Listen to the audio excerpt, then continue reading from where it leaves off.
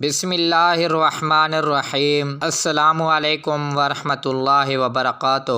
ناظرین، آج کے اس ویڈیو میں ہم حضرت خواجہ غریب نواز رحمۃ اللہ علیہ کی کرامتوں میں سے ایک کرامات آپ کے ساتھ شیئر کریں گے۔ جب حضرت خواجہ معین الدین چشتی اجمیری رحمۃ اللہ علیہ کی عمر 4-5 سال تھی، آپ رحمۃ اللہ علیہ نماز عید کے لیے تشریف لے جا رہے تھے کہ اچانک رک گئے۔ محلے کی سڑک کے کنارے ایک نابینا لڑکا کھڑا تھا۔ اس کا لباس پھٹا ہوا تھا، سر میں مٹی تھی اور چہرہ اداس تھا۔ ہاتھوں میں معمولی سی چھڑی تھی جس کا اس نے سہارا لے رکھا تھا۔ آپ رحمۃ اللہ علیہ اس کے پاس تشریف لے گئے اور اس سے مخاطب ہو کر فرمایا، اے بھائی، عید کے دن تم نے یہ کیا حالت بنا رکھی ہے؟ نابینا لڑکے نے جب آپ رحمۃ اللہ علیہ کی آواز میں ہمدردی کی جھلک محسوس کی تو بولا، نہاتے وہ ہیں جن کی مائیں زندہ ہوں، بالوں میں کنگھی اور تیل ان کے سروں میں ہوتا ہے جن کے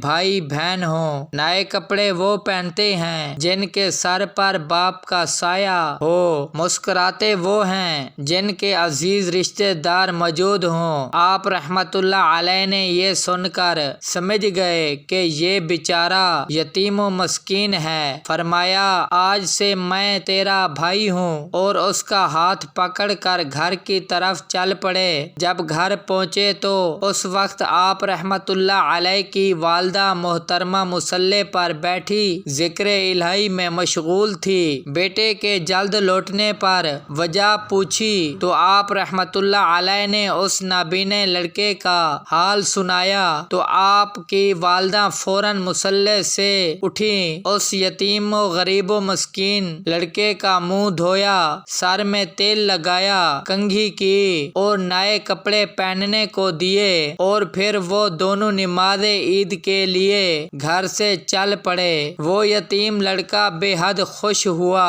اللہ تعالیٰ کو اپنے بندے اور دوست معین الدین چشتی رحمۃ اللہ علیہ کا یہ عمل بے حد پسند آیا، اور غیب سے آواز آئی، اللہ تعالیٰ کی طرف سے تمہیں غریب نواز کا لقب عطا کیا جاتا ہے۔ یہ نام اللہ تعالیٰ کا انعام ہے جو آپ کو عطا ہوا تھا۔ رفتہ رفتہ لوگوں کی زبان پر بھی یہ لقب جاری ہو گیا اور اصل نام پر حاوی ہو گیا۔ سبحان اللہ۔